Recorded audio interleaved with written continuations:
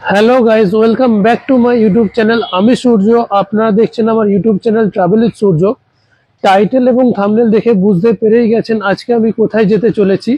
আজকে আমি যেতে চলেছি নন্দগাঁও, গোবর্ধন, বার্সানা, কোকিলাবন, এই সমগ্র ব্রজভূমি অঞ্চলটিকে পরিদর্শন করতে।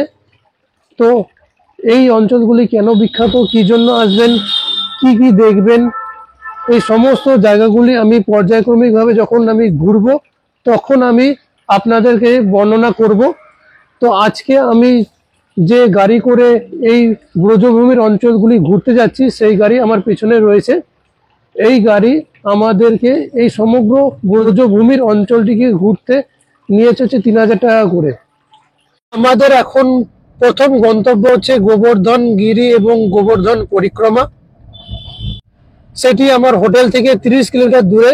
আমাকে দেখেই বুঝতে পারছেন যে এখন মথুরাতে এই ভোরবেলায় ভালোই ঠান্ডা পড়েছে। আমাদের কলকাতা শহরের মতো অত গরম নেই এখানে। এখানে মোটামুটি ভালোই ঠান্ডা পড়ে গেছে এই নভেম্বর মাসে। উপরে আপনারা দেখতে পাচ্ছেন মুম্বাই দিল্লি লাইন, এবং আরেকটু এগিয়ে গেলে আপনারা পেয়ে যাবেন মথুরার বাস স্ট্যান্ড। হচ্ছে মথুরার বাস স্ট্যান্ড।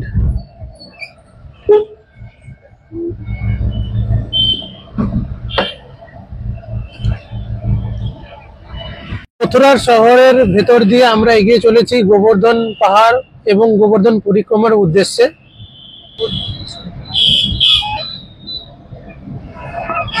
এখন আমরা এসে গেছি দিল্লি লখনৌ এক্সপ্রেসওয়ের সামনে, অটল চৌক, গোবর্ধন চৌরায়া।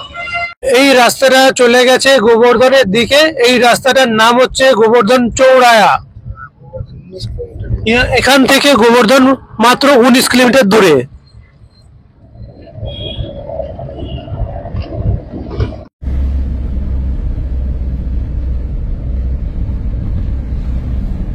আজকে আমার এই ব্রজভূমির দর্শন কোকিলাবন থেকে শুরু হওয়ার কথা ছিল।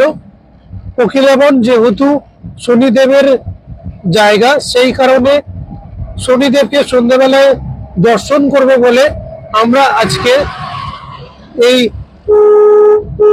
ব্রজভূমির দর্শনটা গোবর্ধন পরিক্রমা থেকে শুরু করছি। আজ 9 নভেম্বর 2024 শনিবার। গোবর্ধন গিরি পূজা ও পরিক্রমা, বার্সানা, নন্দগাঁও, কোকিলাবন, এই সমগ্র জায়গাটি ঘুরতে আপনাদের গোটা একটা দিন সময় লাগবে। তাই ভিডিওটা অনেক বড় হয়ে যাওয়ার কারণ আজকে আমি আমার এই পর্বে শুধুমাত্র গোবর্ধন গিরি পূজা ও পরিক্রমা তুলে ধরব।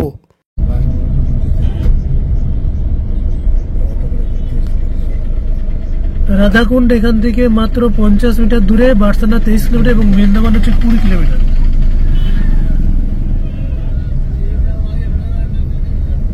এবং এইখান থেকে আমরা ডান দিকে ঘুরে যাব, ঘুরে গেলে আমরা পৌঁছে যাব গোবর্ধনের দিকে। এখন যে রাস্তাটা দিয়ে যাচ্ছি সেই রাস্তাটা হচ্ছে গোবর্ধনের বাইপাস রাস্তা। বাইরে থেকে যারা গোবর্ধন দর্শন করতে আসছে তারা এই বাইপাস রাস্তা ধরে যায়। এখানে দেখুন বার্সানা 22 কিলোমিটার এবং দিল্লি 141 কিলোমিটার। সামনের সমগ্র অঞ্চলটি গোবর্ধন, রাধাকুণ্ড এবং মাধবকুণ্ডের জায়গা।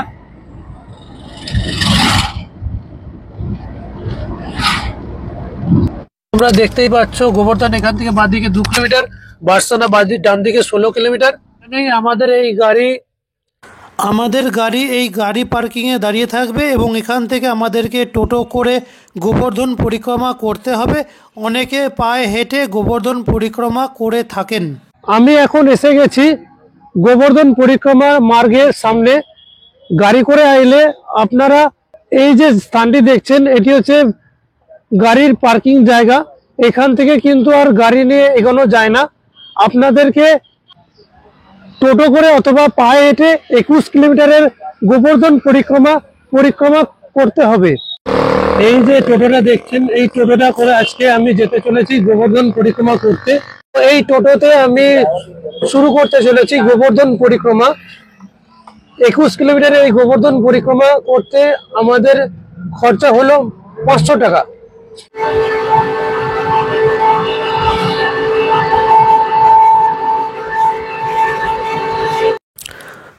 টোটোতে বসে আপনাদেরকে যে মার্গটি দেখাচ্ছি, এই মার্গটি হচ্ছে গোবর্ধন পরিক্রমা মার্গ। আপনারা এই স্থান থেকে পায়ে হেঁটে 21 কিলোমিটার পথ অতিক্রম করে গোবর্ধন পরিক্রমা করতে পারেন, অথবা আপনারা আমার মতন টোটো করে 500 টাকার বিনিময়ে গোবর্ধন পরিক্রমা করতে পারেন। গোবর্ধন পরিক্রমার প্রথম যে দর্শনীয় স্থান সেটি হচ্ছে রাধাকুণ্ড এবং শ্যামকুণ্ড। আপনারা যেখান থেকে অটো ধরবেন সেখান থেকে আপনাদেরকে রামলীলা ময়দানে এসে অটো নামিয়ে দেবে এবং এই রামলীলা ময়দান থেকে 200 মিটার পায়ে হেঁটে অপোজিটে যে রাস্তাটা দেখছেন সেই রাস্তাটা দিয়ে 200 মিটার গেলে আপনারা পৌঁছে যাবেন রাধাকুণ্ড এবং শ্যামকুণ্ডতে। যখন ইন্দ্রের কোট থেকে ব্রজবাসীকে তার নিজের কনিষ্ঠা আঙ্গুলে গোবর্ধন পর্বতের তলায় যখন আশ্রয় দিয়েছিলেন, তখন তিনি এই গোবর্ধন পর্বতকে পুজো করার নির্দেশ দেন। তখন থেকেই ব্রজবাসীরা এই গোবর্ধন পর্বতের পূজা এবং পরিক্রমা করে থাকেন। 200 মিটার রাস্তাতে তোমরা এরকম দোকান পেয়ে যাবে। গোবর্ধন পর্বতের উত্তোলনের সময় এই মথুরার কাছে ভগবান শ্রীকৃষ্ণের দ্বারা এই গোবর্ধন পূজা পরিক্রমা শুরু হয়। দীপাবলির পরের দিন এই গোবর্ধন পূজা করা হয়। কৃষ্ণ ভক্তরা সারা রাত জেগে থাকেন এবং কৃষ্ণের জন্য 56 বা 108 রকমের রান্নার বা ভোগের ব্যবস্থা করে থাকেন। এই অনুষ্ঠানকে অন্নকূট বলা হয়। অন্নকূট কথার অর্থ হচ্ছে খাদ্যের পাহাড়। বিভিন্ন ধরনের খাদ্য যেমন শস্য, ডাল, চাল, শাকসবজি, চাটনি এবং স্যালাদ তাকে দেওয়া হয় এবং পুজোর পর ভক্তদেরকে প্রসাদ হিসাবে বিতরণ করা হয়। হাজার হাজার ভক্ত গিরিরাজের জন্য নৈবেদ্য নিয়ে আসেন। পুজোর পর ভক্তরা গোবর্ধন পরিক্রমা শুরু করেন। এই গোবর্ধন পরিক্রমা শুরু হয় মানসী গঙ্গা থেকে। তবে আমি এই গোবর্ধন পরিক্রমা শুরু করছি রাধাকুণ্ড এবং শ্যামকুণ্ড থেকে। মানসী গঙ্গা থেকে এই গোবর্ধন পরিক্রমা শুরু হয়। শ্রী গঙ্গার পর ভগবান হরিদেবের দর্শন এবং রাধাকুণ্ড গ্রাম থেকে বৃন্দাবনের পথের সাথে এই পথটি মিলিত হয়েছে। 38 কিলোমিটার পথ অতিক্রম করার পর রাধাকুণ্ড, শ্যামকুণ্ড, গানঘাটি, মকরবিন্দ, দীনমোচন কুণ্ড, কুসুম সরোবর হয়ে মানসী গঙ্গাতে গিয়ে এই পরিক্রমা শেষ হয়। তো এখন আমি 200 মিটার পথ অতিক্রম করে এগিয়ে চলেছি রাধাকুণ্ড এবং শ্যামকুণ্ডের উদ্দেশ্যে। এখন আমি এসে গেছি রাধাকুণ্ড এবং শ্যামকুণ্ডের মূল গেটের সামনে। তোমরা দেখতে পাচ্ছ সেই গেটটা। সিঁড়ি দিয়ে নামতে হবে, নামলে তোমরা পুজো দেওয়ার ডালা পেয়ে যাবে। এই হচ্ছে সেই ডালা, তোমরা পুজো দিতে পারবে। এবং এই হচ্ছে তোমাদের সেই রাধাকুণ্ড এবং শ্যামকুণ্ড। এটি রাধাকুণ্ড নামে পরিচিত। মথুরার জনপ্রিয় স্থান হচ্ছে এই রাধাকুণ্ড এবং শ্যামকুণ্ড। আছে মথুরা রাজা কংস স্বয়ং ভগবান শ্রীকৃষ্ণকে বধ করার জন্য একের পর এক রাক্ষসকে পাঠাতে থাকেন। বালক শ্রীকৃষ্ণ একের পর এক রাক্ষসকে তিনি বধ করতে থাকেন। সমস্ত রাক্ষস যখন ভগবান শ্রীকৃষ্ণ বধ করছেন, তখন রাজা কংস অরিষ্টাসুর নামে একটি রাক্ষসকে কৃষ্ণকে বধ করার জন্য পাঠান। বালক শ্রীকৃষ্ণ তখন মাঠে গরু চড়াচ্ছিলেন। অরিষ্টাসুর সেই সময় বাছুরের রূপ ধরে কৃষ্ণের গরুর পালের সাথে মিশে যান এবং অরিষ্টাসুর তখন বৃষভাসুর নাম নেয়। এরপর থেকে তিনি ভগবান শ্রীকৃষ্ণকে বধ করার জন্য প্রচেষ্টা করতে থাকেন, কিন্তু কোন রকম সুযোগ না পাওয়ায় অরিষ্টাসুর তখন গরুর পালে সমস্ত বাছুরগুলোকে বধ করতে থাকেন। তখন গরুর পালে লুকিয়ে থাকা অরিষ্টাসুরকে চিনতে পারেন এবং অরিষ্টাসুরকে আছাড় মেরে মাটিতে ফেলে বধ করেন। ঘটনায় রাধারানী জানতে পেরে ভগবান শ্রীকৃষ্ণকে বলেন যে অরিষ্টাসুর রাক্ষস হলে তিনি গাভীর রূপে তুমি তাকে বধ করেছো বলে তুমি গোহত্যা পাপে জর্জরিত হয়ে গেছো। তখন রাধা ভগবান শ্রীকৃষ্ণকে বলেন যে গোহত্যা করা মহাপাপ। তো এই গোহত্যা থেকে মুক্তি পাওয়ার জন্য তিনি ভগবান শ্রীকৃষ্ণকে বলেন যে এই সমগ্র পৃথিবীতে যতগুলি তীর্থস্থান আছে সেই তীর্থস্থানে নদীগুলিতে তোমাকে স্নান করতে হবে। তখন ভগবান শ্রীকৃষ্ণ নারদের সহায়তায় সমস্ত তীর্থের নদীর জলকে তিনি একটি স্থানে আহ্বান করেন এই ব্রজভূমিতে আসার জন্য। ভগবান শ্রীকৃষ্ণ তার বাঁশির দ্বারা একটি কুণ্ড খনন করে সমগ্র তীর্থের জলকে তিনি এই ব্রজভূমিতে আহ্বান জানান এবং রাধাকে খুশি করার জন্য তিনি এই সমগ্র তীর্থের নদীর জলের কুণ্ডতে তিনি স্নান করে গোহত্যার পাপ থেকে মুক্ত হন।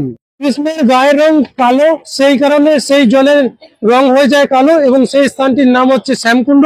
এবং তার ঠিক পাশে রাধারানী তার সখীদের কঙ্গন দিয়ে একটি কুণ্ড খনন করেন, যে কুণ্ডটি দিয়ে যে কুণ্ডটি তৈরি হয় সেই কুণ্ডটির নাম হয় রাধাকুণ্ড। এখন আমি সেই রাধাকুণ্ডের সামনেই দাঁড়িয়ে রয়েছি। কুণ্ডের রং রাধারানীর গায়ের রঙের অনুসারে সাদা হয়েছে, কে রাধার নাম অনুসারে রাখা হয় রাধাকুণ্ড। কৃষ্ণ তারপর সেই রাধাকুণ্ডে স্নান করেন এবং ঘোষণা করেন যে এই রাধাকুণ্ডের জলে স্নান করবে সে রাধারানীর আশীর্বাদ প্রাপ্তি হবে। দেখাচ্ছে দেখো,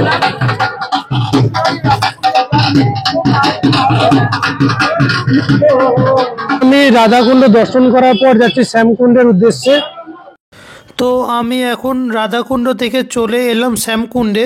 রাধাকুণ্ডের ঘাটটিকে চারিদিক থেকে পরিক্রমা করলে তোমরা পৌঁছে যাবে শ্যামকুণ্ডে।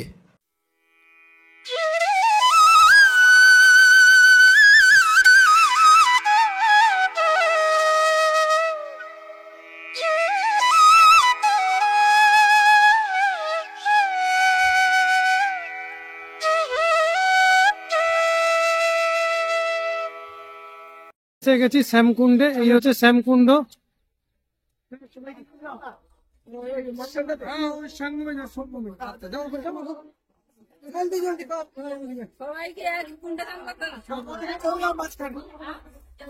এই হচ্ছে রাধাকুণ্ড এবং তার ঠিক অপোজিটে হচ্ছে শ্যামকুণ্ড।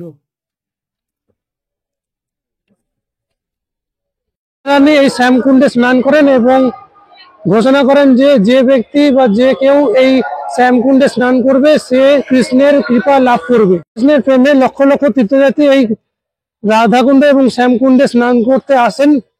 তীর্থযাত্রী প্রথমে রাধাকুণ্ড, তারপর শ্যামকুণ্ড এবং তারপর আবার রাধাকুণ্ডে স্নান করেন। এইভাবেই এখানে স্নান করার নিয়ম। মধ্যরাতে স্নান করাটাকে সব থেকে শুভ বলে মনে করা হয়। রাধাকুণ্ড এবং শ্যামকুণ্ডের জল কিন্তু একই, দুটো কুণ্ডের জল কিন্তু আলাদা নয়। দেখতে পাচ্ছ শ্যামকুণ্ডের জল রাধাকুণ্ডে প্রবেশ করছে। রাধাকুণ্ড এবং শ্যামকুণ্ড দেখে আমি এগিয়ে যাচ্ছি আমার পরবর্তী গন্তব্যের দিকে। এখন আমি যাচ্ছি আমার টোটো স্ট্যান্ডে, যেখানে টোটো দাঁড়িয়ে আছে রামলীলা ময়দানের সামনে। তারপর সেখান থেকে পরবর্তী গন্তব্যের উদ্দেশ্যে যাত্রা করব। তো আমাদের পরবর্তী গন্তব্য হচ্ছে কুসুম সরোবর। কুসুম সরোবরে প্রবেশ করার অনুমতি নেই, তবে টোটো খুব স্লোলি কুসুম সরোবরের পাশ দিয়ে যাবে। তো তোমাদেরকে দেখাবো এবং কুসুম সরোবরের যাবতীয় তথ্য তোমাদেরকে শেয়ার করব। কুসুম সরোবর হলো উত্তরপ্রদেশ রাজ্যের মথুরা জেলার মানসীগঙ্গা এবং রাধাকুণ্ডের মধ্যবর্তী গোবর্ধন পাহাড় পর্বতের একটি পবিত্র কুণ্ড। এই রাস্তাটি কুসুম সরোবর যাওয়ার জন্য পায়ে হেঁটে পরিক্রমা করার রাস্তা।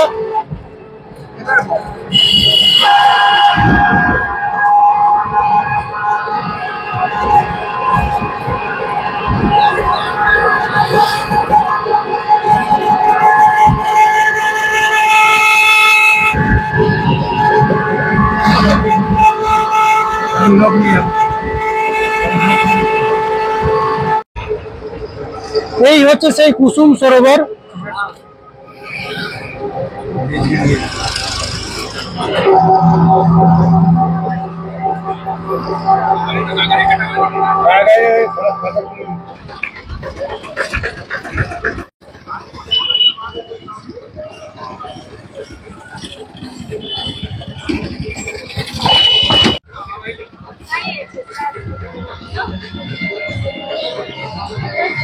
তোমরা দেখতে পাচ্ছ আমার পেছনে রয়েছে কুসুম সরোবর। এই কুসুম সরোবর ছিল তখনকার দিনের ফুল এবং কদম্ব গাছে ঘেরার একটি জায়গা। রাধারানী এই জায়গায় তার সখীদের সাথে ফুল তুলতে আসতেন। কোনো একদিন ভগবান শ্রীকৃষ্ণ মালি রূপে রাধারানীর সামনে আসেন এবং বলেন যে এই জায়গায় ফুল তোলা নিষেধ। রাধারানী তখন বলেন যে আমি এতদিন ধরে আসছি, কোনো সময় কখনো আমি এখানে কোনো মালিকে পাইনি যে ফুল তুলতে বারণ বা নিষেধ সম্পর্কে এরকম কোনো কথা আমার জানা নেই। তখন ভগবান শ্রীকৃষ্ণের সাথে রাধারানী অনেক বাগবিতণ্ডা হয় এবং সেই বাগবিতণ্ডার মধ্যে রাধারানীর হাতের সমস্ত ফুল মাটিতে পড়ে যায় এবং কাদায় লেপটে যায়। ভগবান শ্রীকৃষ্ণ তখন তার বাঁশির দ্বারা একটি কুণ্ড খনন করেন এবং সেই কুণ্ডে সমস্ত ফুলগুলোকে ধুয়ে রাধারানীর বিনুনিতে একের পর এক গেঁথে দেন এবং তখন রাধারানী বুঝতে পারেন যে এটি স্বয়ং শ্রীকৃষ্ণ এবং এই স্থানের নাম হয় তখন থেকে কুসুম সরোবর। যেহেতু সমস্ত রাধারানীর ফুলগুলিকে ভগবান শ্রীকৃষ্ণ এই সরোবরের জলে ধুয়ে রাধারানীর বিনুনিতে গেঁথে দিয়েছিলেন বলে এই স্থানটির নাম হয় কুসুম সরোবর। সমগ্র কুসুম সরোবরটাকে একবার দেখিয়ে দিচ্ছি।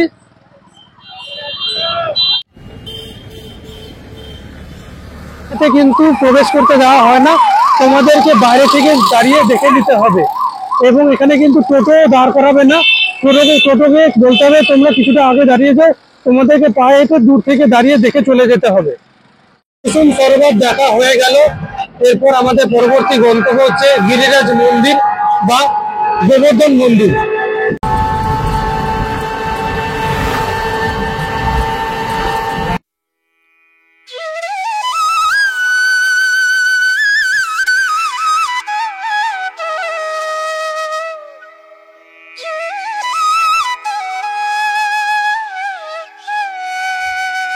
এখন আমি আছি গিরিরাজ মন্দিরের সামনে।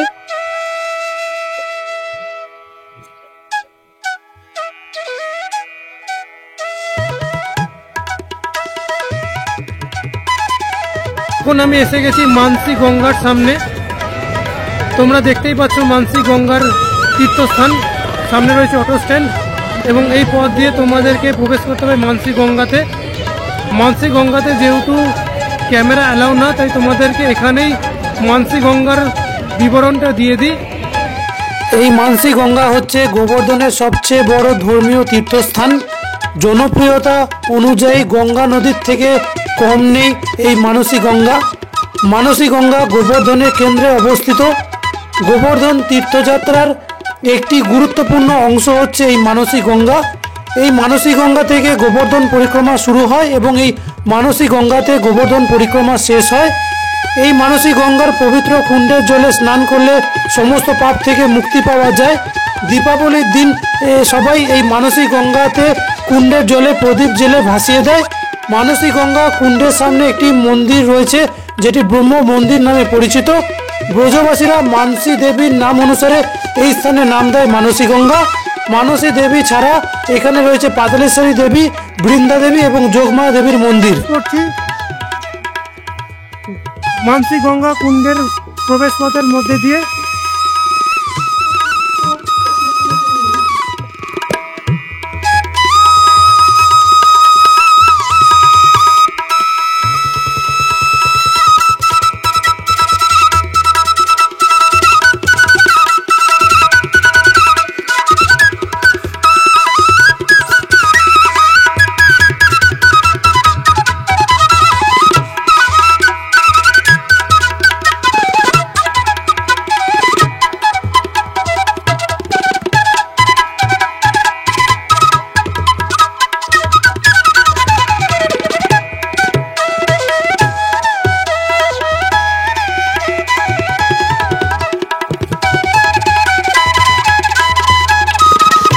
এই মন্দিরে গিরিরাজকে দুধ দিয়ে স্নান করানোর প্রথা রয়েছে।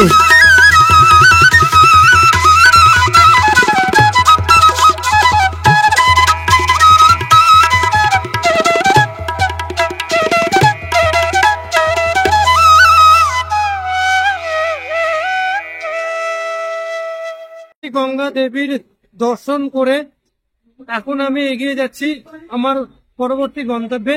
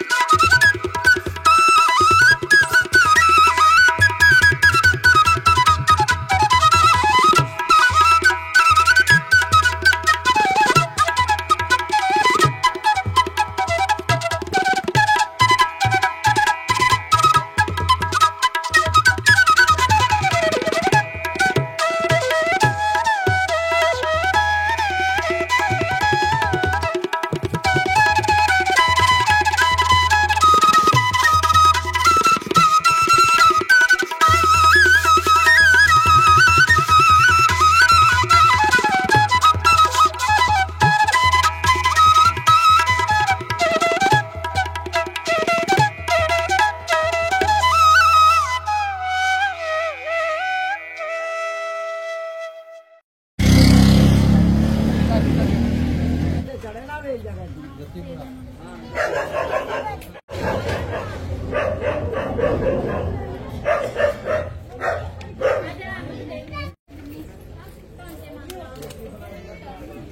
গোবর্ধন মন্দির। এরপর আমাদের পরবর্তী গন্তব্য হচ্ছে পুচকিরকা লোটা। গোবর্ধন পর্বত থেকে গোবর্ধন মন্দির থেকে পুচকিরকা লোটার ডিস্টেন্স হচ্ছে 200 মিটার।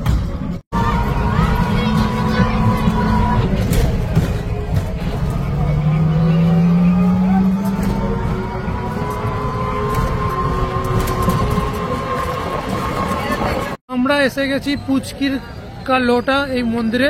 এই মন্দিরটি ভগবান শ্রীকৃষ্ণ যখন গরু চড়াতো তখন তার বন্ধু ছিল বলদেব, সেই পুচকিরকা লোটা। এখানে রয়েছে ভগবান শ্রীকৃষ্ণ এবং তার বন্ধু বলদেব মূর্তি রয়েছে এই মন্দিরে।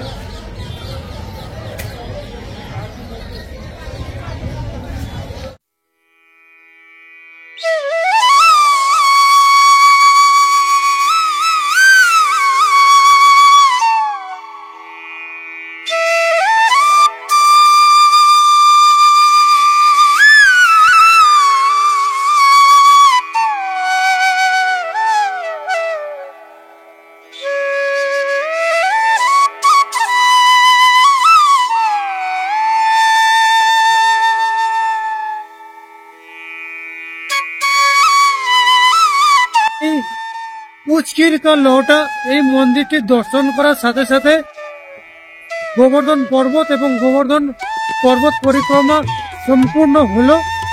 এরপর আমি চলে যাব আমাদের ট্যাক্সি স্ট্যান্ডে এবং তারপর আমি ওখান থেকে যাব বার্সানাতে। তো এখানেই গোবর্ধন পর্বত ও পরিক্রমা শেষ হলো।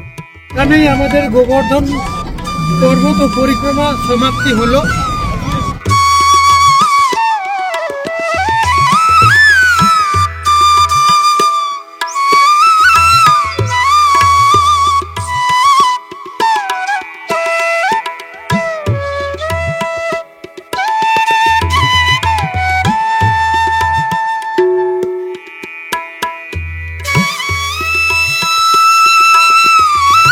আপনাদেরকে জানিয়ে দিই যে ট্যাক্সি স্ট্যান্ড থেকে গোবর্ধন পরিক্রমা সম্পূর্ণ পরিক্রমা করে ট্যাক্সি স্ট্যান্ডে ফিরে আসতে সময় লাগবে 3 ঘন্টা।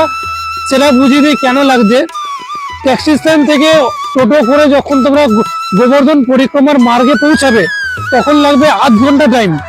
এবার গোবর্ধন পরিক্রমা মার্গ থেকে যখন পুরো গোবর্ধন পরিক্রমা সম্পূর্ণ করবে তাতে লাগবে 2 ঘন্টা। এবং গোবর্ধন পরিক্রমা সমাপ্তির পর থেকে আবার যখন তুমি ট্যাক্সি স্ট্যান্ডে টোটো করে ফিরে আসবে তাতে লাগবে 30 মিনিট। তো এই দুটো 30 মিনিটের টাইম তোমাকে ধরে নিয়ে চলতে হবে। তাই মোট 3 ঘন্টা টাইম লাগবে গোবর্ধন সম্পূর্ণ পরিক্রমা করতে। তো আমি এখন দাঁড়িয়ে আছি ট্যাক্সি স্ট্যান্ডে। তো গাইস, আমি আমার এই জার্নি এখানেই শেষ করলাম। তোমাদের যদি ভিডিওটা ভালো লাগে তাহলে অবশ্যই লাইক করো, সাবস্ক্রাইব করো, শেয়ার করো, কমেন্টস করো। ট্রাভেল উইথ সূর্যের সমস্ত দর্শক বন্ধুকে পাশে থাকার অনুরোধ জানালাম। যারা যারা আমার এই চ্যানেলটা নতুন দেখবে তাদেরকে বলবো তোমরা ভিডিওটা প্লিজ স্কিপ না করে পুরোটা দেখো। যদি ভিডিওটা ভালো লাগে তাহলে অবশ্যই লাইক করো, সাবস্ক্রাইব করো, শেয়ার করো, কমেন্টস করো। Thank you. আজকের এই পর্বটি আমি এখানেই শেষ করলাম। ফিরে আসছি বার্সানার পর্ব নিয়ে পরবর্তী ভিডিওতে। ততক্ষণের জন্য আপনারা ভালো থাকবেন, সুস্থ থাকবেন, সাবধানে থাকবেন। Thank you.